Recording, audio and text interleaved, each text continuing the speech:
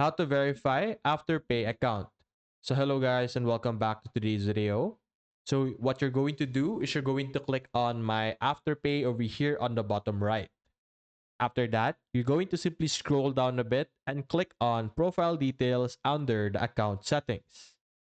This will show you your profile page and your current verification status. Now, if you're verified, you will have a verified symbol over here. But if you're not, there will be a button or a prompt that would ask you to enter different information and IDs as well, such as a driver's license, Medicare card, passport, or international passport.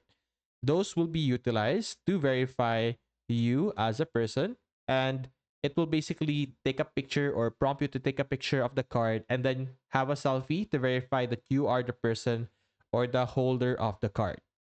After that, you should then be able to verify your account in Afterpay.